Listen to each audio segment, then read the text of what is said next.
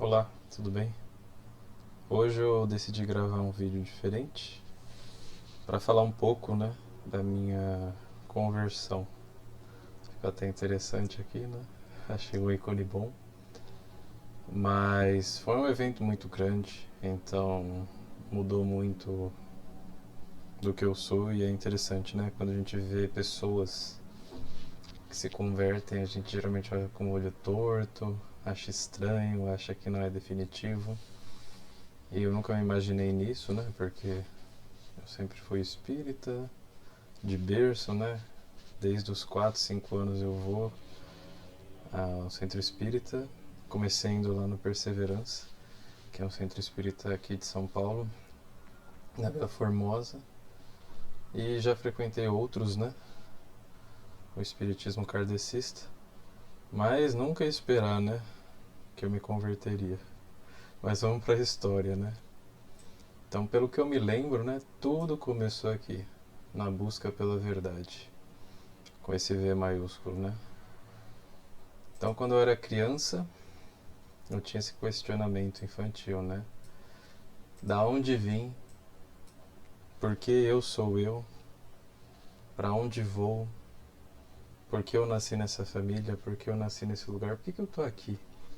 Tem muita gente que não faz essas perguntas e eu acho estranho. Eu sempre tive essa vontade de entender por que eu sou quem sou, por que estou aqui, por que estou vivo e não estou morto, por que existo e não existo. Então eu sempre tive esses questionamentos. E, e é muito interessante porque essas perguntas ficaram comigo. Eu lembro de uma cena quando era criança, uma moça que cuidava da minha bisavó, chamava Maria, né? Eu lembro de uma cena de eu questionando ela. Mas por que eu tô aqui? Por que eu sou quem eu sou? E a resposta dela, para com isso, menina, porque Deus quis. Ela estava certa. Mas assim, eu precisava entender e levou 30, praticamente 36, 37 anos para que isso ocorresse, né? Mas o caminho foi também importante, né? Eu vou falar um pouquinho. Então, no início da minha vida teve essa vontade, né, de entender. Claro que me perseguiu, mas não era algo que também me deixava é, fora de viver uma vida normal. Então, mas isso acabou moldando a minha busca acadêmica. Eu sempre gostei muito de ciência e tecnologia. Então, fiz curso técnico na área de eletrônica. Na faculdade eu fui para essa área de ciência e tecnologia, acabei indo para a área de biologia, porque eu buscava, né, respostas dentro da ciência, mas de certa forma eu sempre entendi que a ciência não conseguiria me dar, né, todas as respostas. E como eu já ia no centro espírita, eu sabia que tinha um elemento espiritual. E na minha tentativa até eu achava que uma coisa casava com a outra. Porque a verdade tem que ser uma coisa só. Não pode haver duas verdades. Então, um dos grandes motivos para fazer biologia não foi monetário, financeiro, nem puramente curiosidade, mas porque eu achava que na biologia eu ia entender a vida. Eu ia conseguir responder parte do meu questionamento infantil. E eu sei que na informática e na engenharia eu encontrei muitas analogias, né? Se nós somos o motor é, melhor que qualquer motor que uma pessoa produz, né? Quem nos produziu? Se Deus nos produziu, eu entendendo esse motor, a biologia em si, eu entenderia muito mais sobre o Criador do que analisar as coisas que foram criadas pelas suas criaturas, né?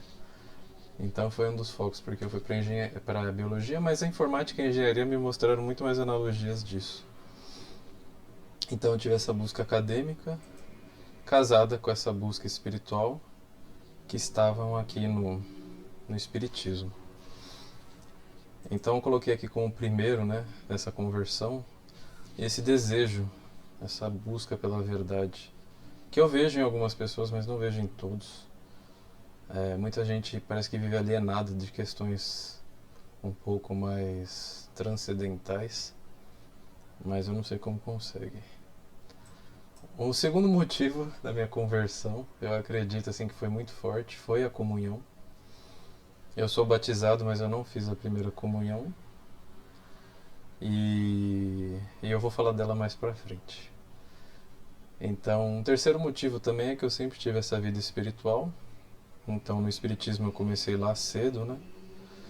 Só que eu consumi muita coisa espírita, né? Então, eu ia praticamente todos os domingos no centro espírita quando era criança. Tinha moral cristã. Então, se falava de Jesus, se falava de boas ações. Tinham diversas músicas católicas que tocavam lá, né? Porém, quanto mais eu cavava, mais eu lia, mais distante parecia que ficavam as respostas. E era engraçado porque eu fiz muitos cursos, né? Então eu fiz um curso no passado de toda a doutrina kardecista, eu li todos os livros principais, né? Os 5 livros, li diversos livros do Chico Xavier e participei tanto da, da parte mais tradicional até a parte da aliança, né, que é uma ramificação do centro espírita. Só que eu vi esse foco excessivo em cursos, né, então sempre você faz um curso, a verdade vai vir quando você trabalhar, e me pegava um pouco, né, do cristianismo, né. Tem o elemento de Jesus Cristo, tem Jesus Cristo nas capas dos livros, ou citados, ou nos quadros dentro do centro, mas faltava alguma coisa, né? Então eu fiz curso de moral cristã, então foram 33 anos, né, no espiritismo. Aí nesses últimos anos eu tinha feito o curso de aprendizes, que foram 3 anos, aprendizes do evangelho, e me passou toda uma visão, que hoje eu julgo uma visão gnóstica, né? Mas não me respondia a pergunta essencial, né? E eu querendo respostas, e aí, é curso de passe, é curso disso, eu até esqueci de colocar.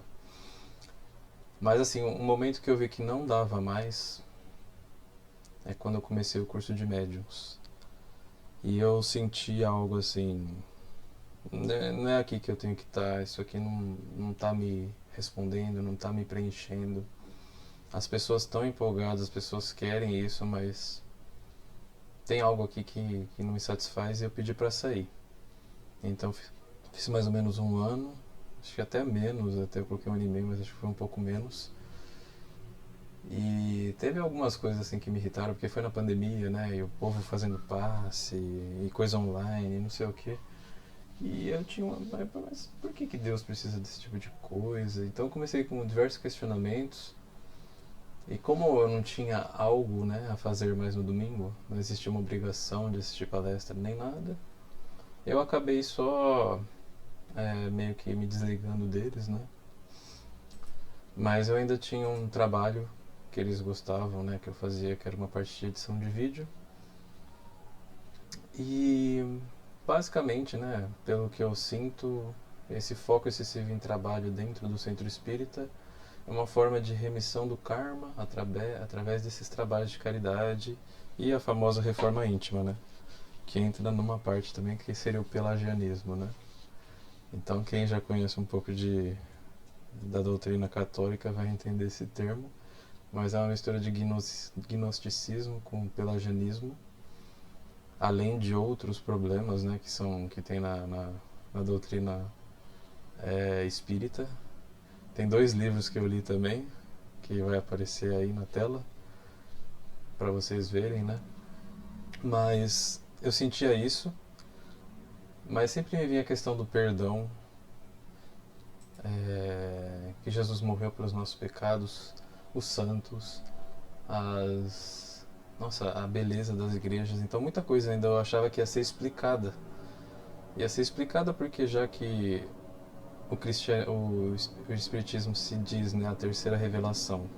Teve Moisés, teve Jesus e veio o Espiritismo com o Espírito da Verdade, o Paráclito. Então o Espírito Santo seria o Espírito da Verdade. Logo eu já estava na religião 3.0, que era a última versão. Para que eu vou perder tempo, né? Indo lá atrás. Mas tinha muita coisa mal explicada, porque já que você está numa nova versão, as versões anteriores têm que estar de acordo, né? E eu tinha essas dúvidas. Então tinha, quando entra, né, o Antigo Testamento, não se cita, ou fala-se muito pouco. Mesmo no curso eles usam muito, né, aquela ideia mais cientificista, do surgimento dos mundos, da evolução dos seres vindos de outros planetas, para quem já viu, né, os exilados de Capela. Então tem muita coisa, mas nada entrava nisso, né? Nada remetia a isso. Não se cita as cartas de Paulo, somente fala-se dos evangelhos. Há uma interpretação dos evangelhos que não citam todas as parábolas, por exemplo. Eu nunca tinha ouvido a parábola do de Lázaro e o Epulão, né? E o rico Epulão, o pobre Epulão. E, e outras, né? E não fazia muito sentido quando eu via as explicações. Não se falava de Apocalipse. E os demais fenômenos que eu vi na igreja, eu achei que tinha que ter uma explicação, já que é a terceira revelação, né? E os grandes teólogos, né, da igreja, Santo Tomás de Aquino e Santo Agostinho, nada. No máximo, eles eram citados como espíritos que vinham e falavam algo, né, nos livros dos espíritos, tudo, mas para mim isso não foi suficiente. Então, no espiritismo eu acabei encontrando essa falta de respostas. Então, também foi um fato, assim, né, eu tinha uma vida espiritual, foi um caminho que eu trilhei, mas eu esgotei. Eu não sei se com outras pessoas aconteceram. Eu via muita conversão também de... Comecei a ver na internet que a Bíblia converteu muitos protestantes ao catolicismo, porque eles começavam a estudar, a ler e encontrar diversas coisas que fundamentavam o catolicismo e não o protestantismo. O espiritismo foi muito rápido, assim, a hora que eu comecei a ler a Bíblia, já começou a ficar estranho muita coisa. Então é meio que uma escolha. Eu também sempre tive essa parte de espiritualidade, então ia além do espiritismo, né? Então via um pouco de... Eu achava que tinha sempre aquela analogia da montanha, né? Todos os caminhos vão levar, né, à verdade, a Cristo, a Deus, né? Porque Cristo no espiritismo era só como se fosse um profeta, né? Então qualquer caminho que eu seguisse eu ia chegar na verdade. Então se eu conhecesse todas as religiões ia ser interessante. Então essa espiritualidade eu sempre via um pouquinho de budismo, um pouquinho de outras religiões, né?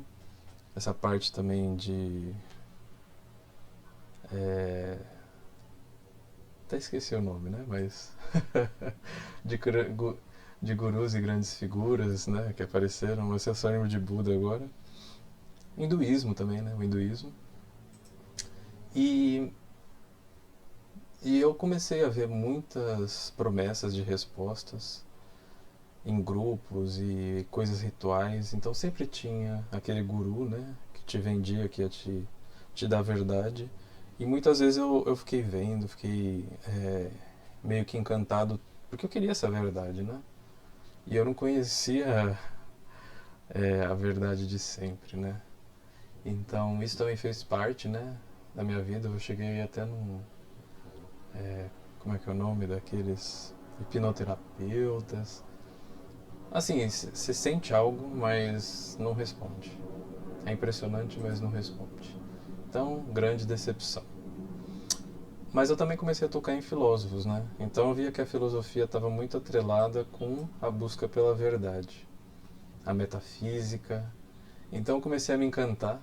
Eu comecei a ver muita coisa na Nova Acrópole, a professora Lucelena. Então foi uma iniciação muito interessante, muito boa, em pessoas que falavam da filosofia mais clássica, né? Então, de Sócrates, Platão e Aristóteles, os pré-socráticos. Então eles já tinham, né, esses questionamentos. Isso é uma coisa de sempre do homem, né? Eu gostava muito dos estoicos, acho que talvez por eu estar trabalhando, ter uma equipe e, e ver que as virtudes estão em baixa, isso aqui me puxou muito para cima. E até Nietzsche, né? Nietzsche começou a me intrigar porque acabava, né, dando uma noção de que ele estava querendo essa verdade, ele queria achar essa verdade. Mas ele foi um pouco além, né? Então eu estudei muita coisa, vi muitos outros filósofos também, mas foi uma coisa que me puxou. E aí eu fui meio que caminhando também nessa vida, em paralelo com o espiritismo. E isso foi um caminho interessante para conversão mesmo, né? E aí voltei aqui no vídeo. Então, chegando a outra parte que foi muito importante também, foi uma parte de honra aos pais, né? Porque tem nossa oração dominical, Pai nosso que estás no céu, santificado seja o vosso nome. Pai, filho, está muito presente, né? Na nossa cultura religiosa católica. Então a ideia de Deus como pai é muito influente. E teve um momento da minha vida que eu quis saber, né? Da onde eu vim, qual foi a minha história, qual foi a história da minha família, porque isso também faz parte da minha origem, então faz parte da busca pela verdade, né? Então, buscar a minha origem acabou sendo uma consequência também, uma forma de honrar, né, aos meus pais. Então, teve essas três buscas, né? A primeira dos pais biológicos, né, a coisa mais imediata, a minha carne, né? Depois os pais históricos, então tudo que veio antes de mim, onde eu tô, a sociedade que eu tô, a língua que eu falo, as ideias que eu carrego, então tudo isso estava atrelado a esses pais históricos. E isso com certeza me levaria, né, ao pai espiritual. Aí vocês veem que tem sempre umas conexões aqui, né? Mas nos meus pais biológicos, né, há uns 4 anos, então eu tava com meus 33, 34, eu acabei indo muito forte atrás da história do meu pai, a história da minha mãe. Eu coloquei aqui em maiúsculo e minúsculo, mas foi sem querer. Os dois têm a mesma dignidade aqui. Mas foi muito interessante eu ter ido atrás disso, né? Porque aí eu fui entendendo os motivos deles se unirem, o amor que os uniu, mesmo hoje eles estando separados, né? Foi o fruto, né, desse amor que surgiu aqui essa pessoa. Pode ter sido momentâneo, pode ter sido, mas é muito importante todos saberem a história de onde vieram, né? Se possível, às vezes não é possível, mas mesmo que não dos pais biológicos, pelo menos dos seus cuidadores, porque teve uma escolha. A escolha de nos amar, a escolha de nos ter, a escolha de nos cuidar. Toda vez que eu vejo uma criança, agora tem uma criança pequena na família, porque meus amigos tiveram filho, você consegue ver aquele amor expresso na criança, lá toda suja, tem que trocar fralda, tem que cuidar. Então tem muito amor investido em todas as pessoas que você vê já adultas, né? Aí na história da minha família paterna, né, a única ideia mais religiosa que eu vi foi meu avô. Meu avô teve um momento que ele se converteu, segundo as pesquisas que eu fiz na Junta Família. E ele sempre foi uma pessoa muito devota na congregação cristã. E tem até uma frase interessante que ele disse pro meu pai, que foi: é, não adianta fugir que lá na frente Deus te pega. Alguma coisa assim. E na família do meu pai também, minha bisavó era espírita, fundou um centro espírita. Então tem uma certa parte religiosa na família, né? Mas na história da minha mãe, minha avó também, minha avó, né, foi uma figura mais religiosa. Eu lembro que ela tinha uma foto do Papa, né, do João Paulo II, na parede. E ela via a missa todo domingo lá, ela via em casa, né, já estava idosa. Eu nunca a vi rezando o terço, mas meu pai falou que ela rezava o terço sempre. Então ela era uma católica bem fervorosa. E realmente, né, teve 10 filhos, teve um casamento aberto à vida, então ela realmente foi uma católica. Então isso começa a te mostrar não só o fato da religião, mas tudo, né? Que você teve uma origem e que diversas pessoas estavam lá antes de você e graças ao amor investido, à criação dos filhos, que você chegou onde é. Então é muito bom ver suas raízes. Só que essa é a raiz mais próxima, né? Então eu fui para a raiz mais distante. Então eu tinha que entender onde eu tô, seja cidade, estado e país.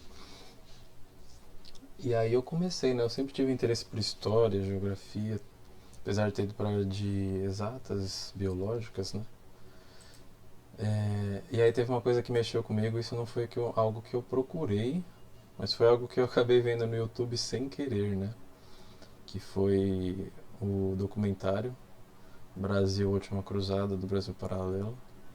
Eu lembro que eu assisti o primeiro episódio e eu fiquei assim,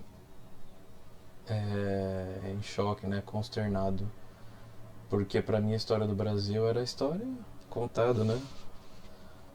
Pelo viés da esquerda, que só tinha interesse material, é, imediato, né? Então os portugueses vieram aqui simplesmente para pegar os bens, né, da terra, explorar o povo. Então tem essa ideia do homem europeu branco que veio aqui para acabar com tudo, com o índio, escravizou o negro. Então só tinha uma versão da história. E essa versão da história realmente faz você querer ter um corte, né, com seus pais históricos, né? E você acaba na mão de ideologias meio estranhas, né? Mas aí quando eu vi esse documentário nunca excluiu essas coisas, né? Porque realmente num grupo de pessoas pode haver aquelas mais interessadas nisso. Mas eu consegui sentir que no cerne, na raiz do português, o interesse era fundar a terra de Santa Cruz, né? O primeiro evento no Brasil foi uma missa. Os jesuítas vieram catequizar porque tinha esse interesse da verdade. E aí você vai voltando na história de Portugal, você vai vendo todo o mito de criação, o milagre de Ourix, as batalhas. Então aquilo começa a te deixar consternado. Você fala, meu Deus, é tudo isso, né? Não é só aquela visão simplista e materialista, tem todo um fundo espiritual muito maior. Então isso mexeu comigo demais, demais. Isso me deu uma força que eu comecei a realmente amar quem eu sou e da onde eu vim. Seja através de dessa raiz, né, dos pais históricos até os biológicos, até os pais biológicos, né? E então vendo essa história do Brasil e Portugal, me deu uma força enorme. E como eu citei, né, essa batalha aqui realmente dá vontade de chorar mesmo quando você vê, quando você lê. E, e essa frase aqui ficou muito forte comigo, né? Confia, Afonso, porque não só vencerá esta batalha, mas todas as outras em que pelejares contra os inimigos da minha cruz. Acharás tua gente alegre e esforçada para a peleja, e te pedirá que entres na batalha com o título de rei. Não ponhas dúvida, mas tudo quanto te pedirem lhes concede facilmente. Eu sou o fundador e o destruidor dos reinos e impérios, e quero em ti e em teus descendentes fundar para mim um império, por cujo meio seja meu nome publicado entre as nações mais estranhas. Então, segundo a história, né, Henrique Afonso viu Jesus e Jesus na cruz falou isso para ele. Aí você entra na parte de mito, de você acreditar ou não, mas isso mexeu comigo e realmente, vendo toda a missão e tudo que aconteceu de Portugal até hoje, eu sou um herdeiro disso, então isso dá uma força. E isso antes mesmo de eu me converter, né? Mas isso mexeu demais comigo, né? Essa parte do nosso Brasil, né? Primeira missa, né? Então tem uma pintura linda disso acontecendo. E inclusive eu estou lendo um livro que mostra muito disso, né? Que é O Tempo e o Vento.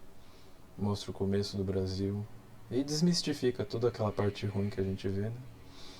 Não que não existiam pessoas ruins, né? Mas a força espiritual era muito maior do que qualquer força material. E é engraçado, né? Que a gente mora num país católico de fundação, tivemos uma monarquia. Eu moro em São Paulo, trabalho em Santo André. Aqui do lado tem São Bernardo, São Caetano, então só tem santos. Os bairros, né? Tem bairro Santa Terezinha. Nossa, tem tantos santos. Aqui a gente não sabe a história deles, não sabe o que aconteceu. Então foi algo que foi cada vez mais sendo nos negado. E isso realmente tira forças, vai cortando a raiz, vai podando a raiz e vai enxertando uma cultura, vai enxertando uma ideologia que não era para estar com a gente. E isso começa a matar realmente os frutos da nossa árvore, né, do nosso país. Então, depois de filosofar, eu tinha uma terceira busca que era o pai espiritual. E o pai espiritual, onde eu encontrar na Bíblia, né? Uma outra parte que ajudou também na conversão foi a família, porque paralelamente não foi algo assim que um influenciou o outro, mas a gente meio que se ajudou nessa. Foi a minha irmã, né, que ela começou a ler a Bíblia, eu comecei a ler também, porque eu já estava insatisfeito com o Espiritismo, e ao mesmo tempo ela estava com alguns problemas que ela definiu que iria ler a Bíblia e acabou casando. E a família materna, né? Então, na minha família materna, a maior parte das pessoas são católicas. Muitos não são aqueles fiéis, né? São aqueles que vão à missa como todo católico de BGE. Mas também deu uma força, né? Para a conversão. Porque eu não tenho outros católicos de convivência na família. O primeiro mandamento ficava muito na minha cabeça também. Amar a Deus acima de tudo. Então, como é que eu vou amar a Deus, né? Como é que você ama algo que você não conhece? Como é que você ama algo que você não se relaciona? Então, para você amar, você tem que conhecer. E para você conhecer, essa pessoa tem que se revelar. E Deus se revelou. Até o momento, para mim, era só o que os espíritos haviam revelado, né? Mas eu sempre tive a ideia de Deus, né? Que eles falam que há duas etapas, né? De uma conversão. Primeiro, você tem que acreditar em Deus. Que Deus existe, que a gente não veio do nada, que a gente veio de algo prévio, né? Há muitas maneiras de lidar com isso, de tentar vencer essa primeira etapa. E a segunda é a revelação, que Deus se revelou, né, aos judeus, ao povo de Israel primeiro, e ao mundo através do seu Filho Jesus Cristo.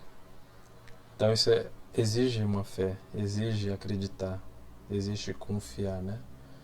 E aí é um processo mesmo que é muito individual, mas eu não conseguia, né? No Espiritismo eu não conseguia. Então tinha uma distância, né, do Pai, e em nós não existia uma intermediação, que hoje eu vejo que é o Cristo, né?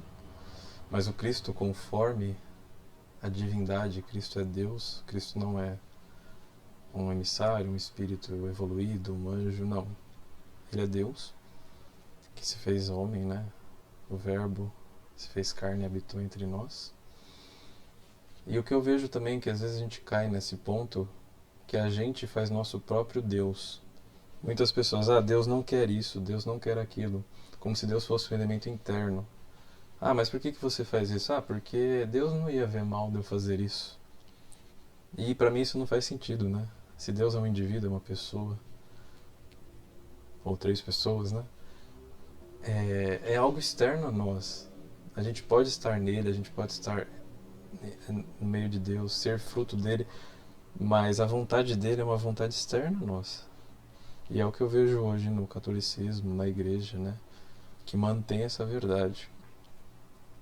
E é muito estranho também pensar que ele é algo interno. Então eu sou minha própria igreja, né? Eu determino o que Deus acha ou não acha.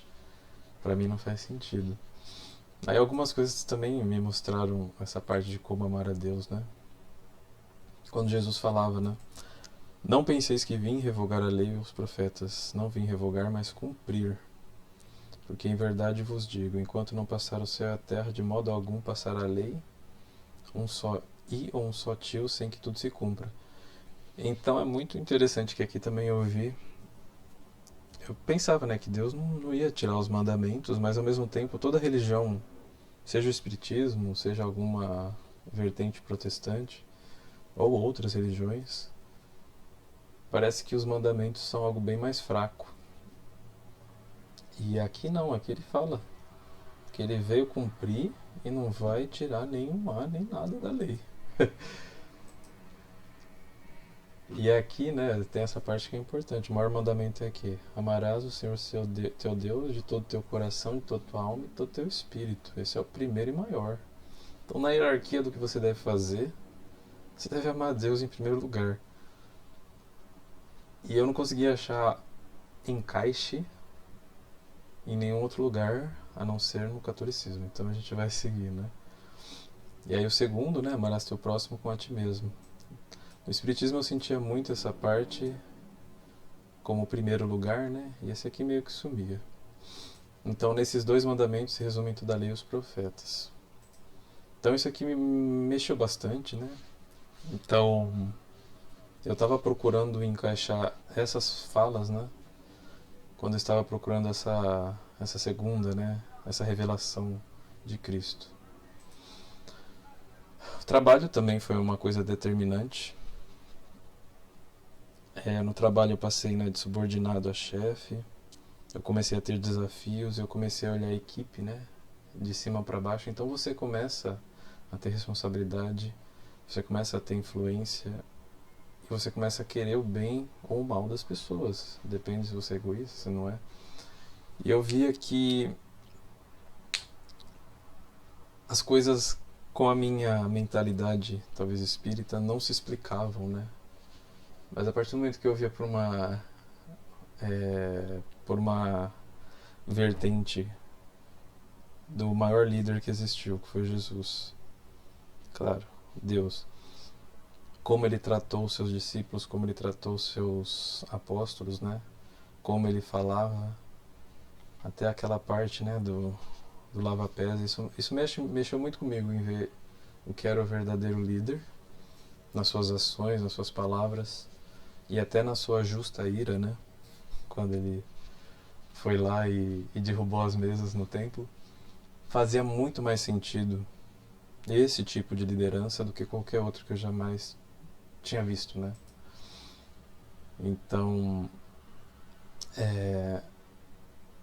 isso mexeu comigo, né?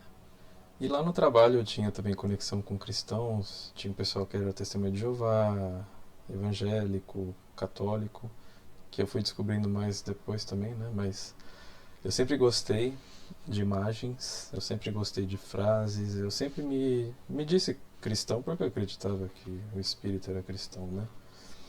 Hoje eu já tenho outra visão, né? Aí a parte da hierarquia que eu falei, né? E no fim de tudo, né? E no fim do dia, quem que você serve, né? E realmente, eu concluí que você só serve você pode servir a duas pessoas, né? Ou a Deus ou ao diabo. É preto no branco mesmo, né? Se você é egoísta, se você é ruim, se você só pensa, sabe? Você acaba servindo a ti que é servir ao diabo. Quando você pensa no próximo, pensa em Deus, nada é pra você, né? Mas passa por você. É difícil de explicar, né? Mas no fim do dia, né, a gente oferece o nosso trabalho a Deus. E tem umas imagens, né? Vai estar aparecendo aqui na tela lá do meu trabalho, das imagens. Isso sempre foi bom pra mim, isso sempre me inspirou e me ajudou a superar muitos obstáculos lá no trabalho. E por fim, acho que tá numa ordem assim, né, que foi um caminho para eu chegar na verdade, né, revelada na palavra de Deus, em um dos pilares, né, da igreja, que seria a Bíblia, e o outro a tradição, né? Mas para chegar na tradição, eu tive que chegar primeiro na Bíblia, né? Então, todo o quebra-cabeça começou a se encaixar quando eu fui vendo, né, toda a sequência da revelação dos profetas e da Boa Nova, né? E como tudo se cumpria e se cumpriu em Cristo. E como para você entender o Cristo você precisa também do Velho Testamento, que era o que faltava no Espiritismo, ou falta em algumas outras religiões cristãs, talvez a perfeita interpretação. Eu vi esse quebra-cabeça se encaixando, né? E essa conexão foi muito importante, né? E teve uma epifania, né? Quando eu descobri que Jesus é Deus. Eu até tirei essa frase que eu achei interessante, né? Que ele afirmou que eu sou. Jesus afirmou ser o eu sou. Yahvé, Jeová, que é o que estava no Velho Testamento. E para quem só lê o Novo Testamento, não vai entender a implicação disso, né? Mas ó, quando Moisés perguntou a Deus qual era o seu nome, Deus respondeu. Jesus afirmou ser o sou eu, quando foi questionado quem era. Os judeus quiseram matá-lo quando ouviram a resposta, pois estavam claro que Jesus afirmou ser Deus. Então um dos motivos, né, para ele ser morto na cruz foi esse.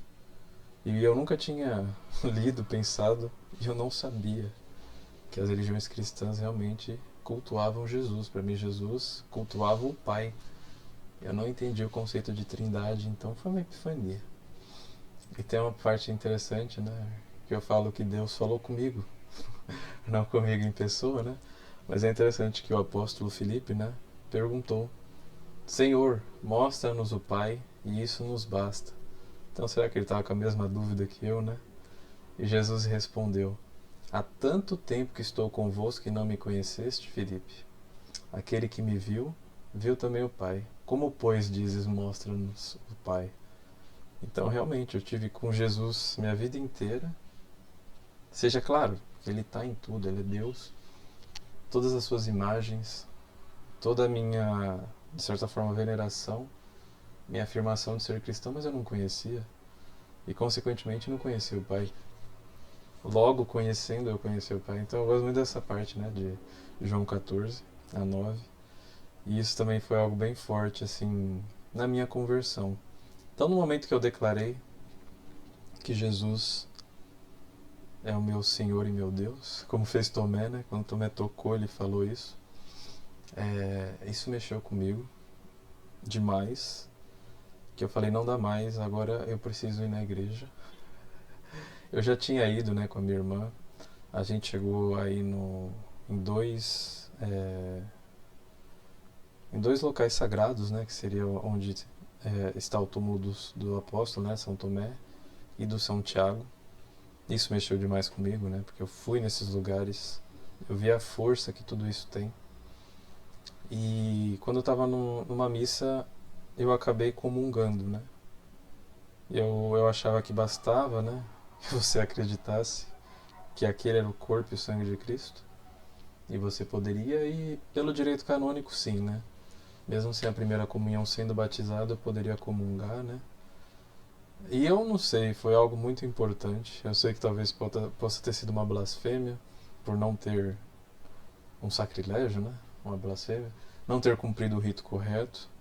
Mas naquele momento, eu acredito que receber, né? Nosso Senhor Jesus Cristo na comunhão foi algo que eu senti que eu nunca senti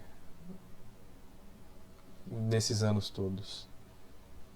Então realmente eu estava com aquela fome e aquela sede do pão de Deus, e eu provei o pão de Deus. E realmente acho que isso mexeu demais, mexeu demais. Aí aconteceu. Aí eu vi que não tinha volta.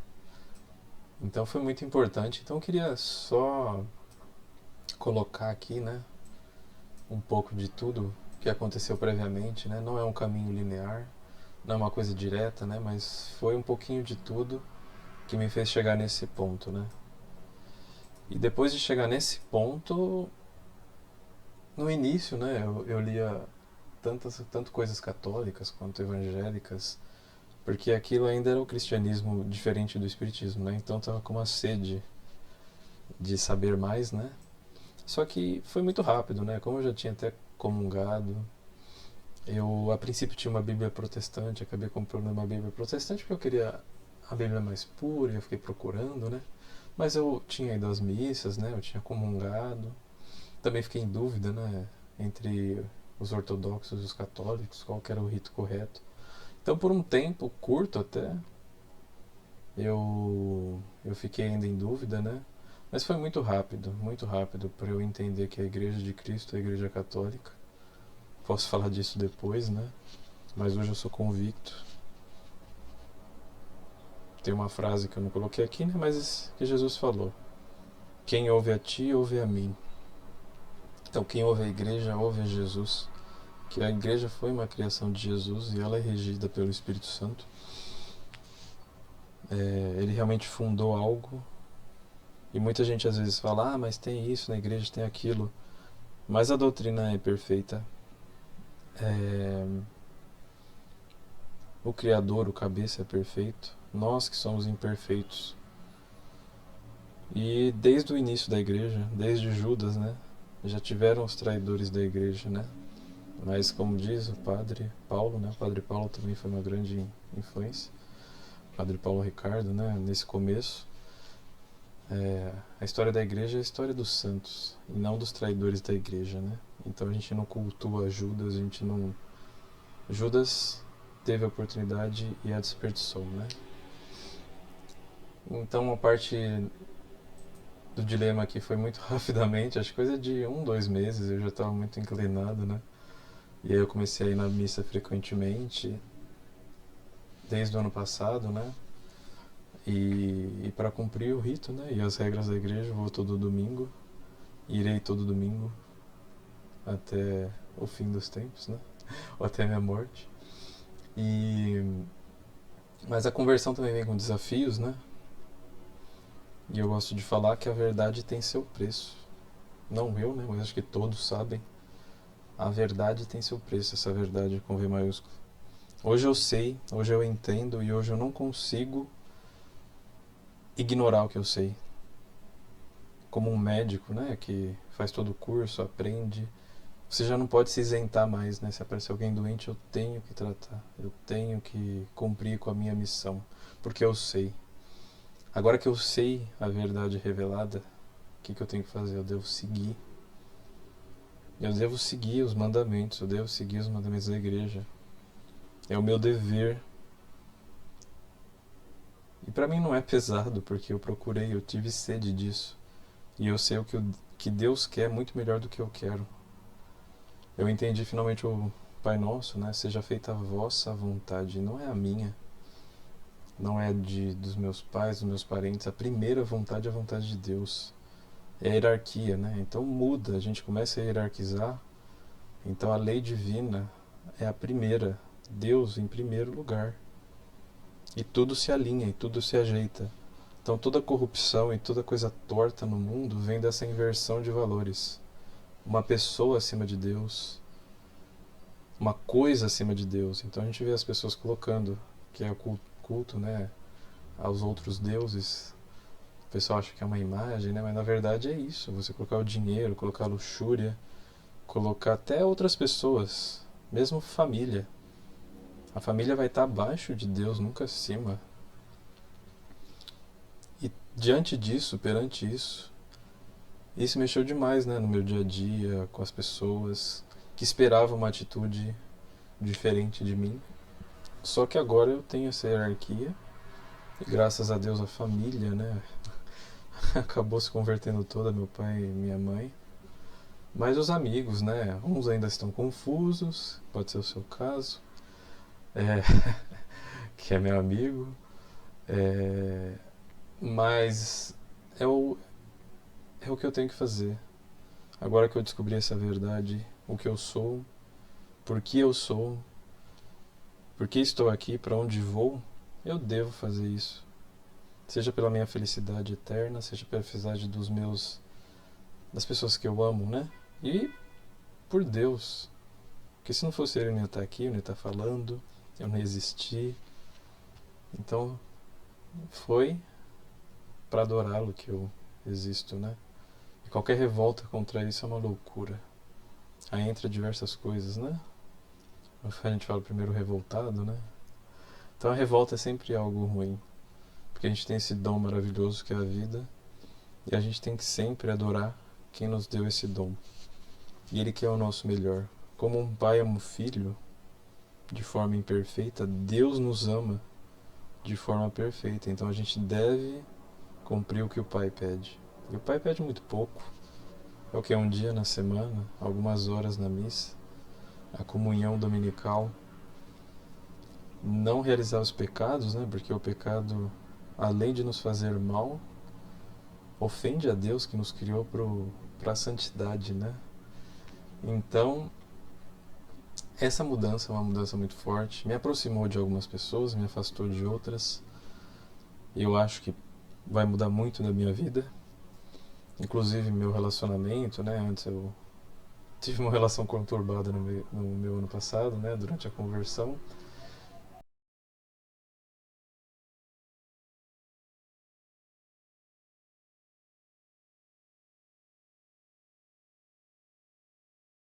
E isso mexeu também, né? Mas hoje eu tenho essa convicção, desejo que meus amigos se convertam. Eu acredito que a verdade é uma só, não são várias.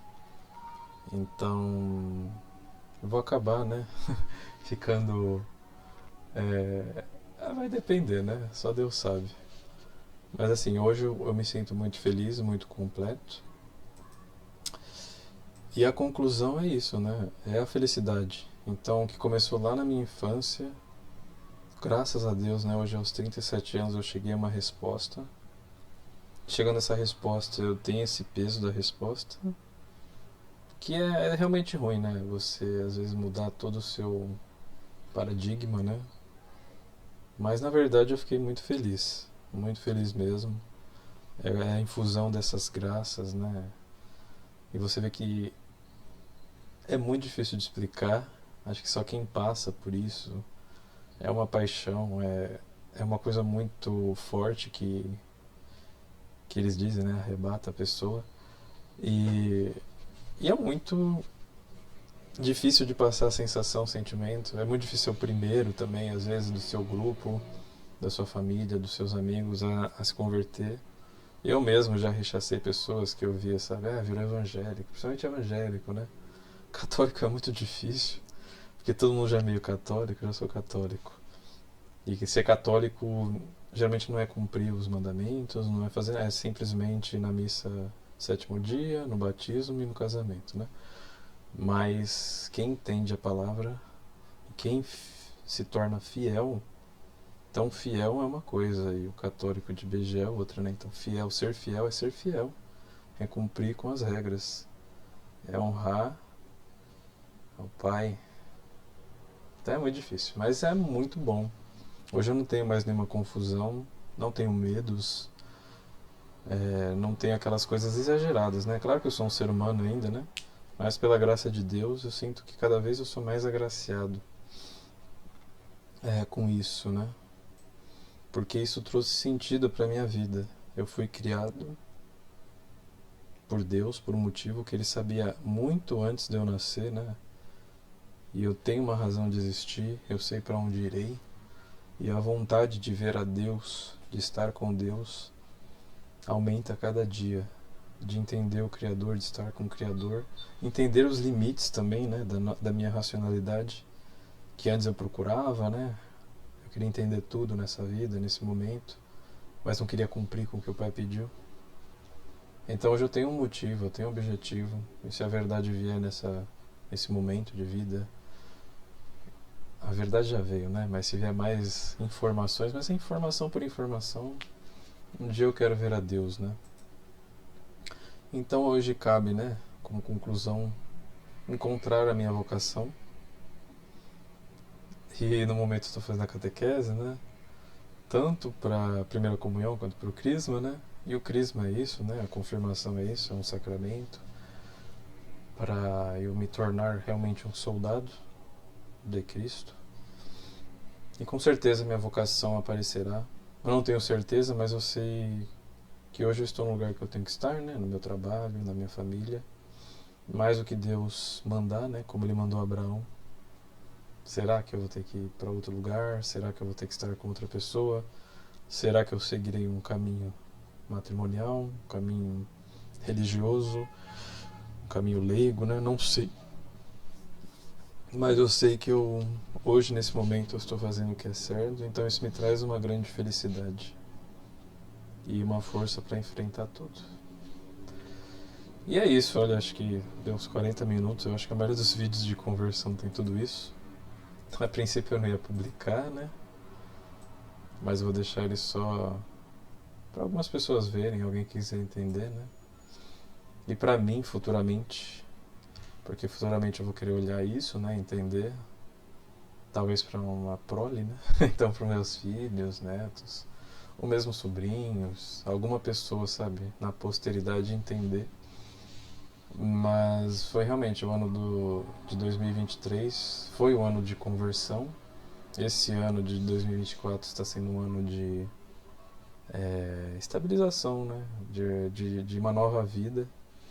E eu não sei o que espera, né? A vida, mas basicamente estou muito feliz. E é isso. Valeu, um vídeo diferente aqui. Se tiverem dúvidas, coloquem aqui, né? E eu vou colocar os links de alguns livros que eu citei. E quando eu editar vai ter mais coisas. É isso aí. Valeu, obrigado e até logo.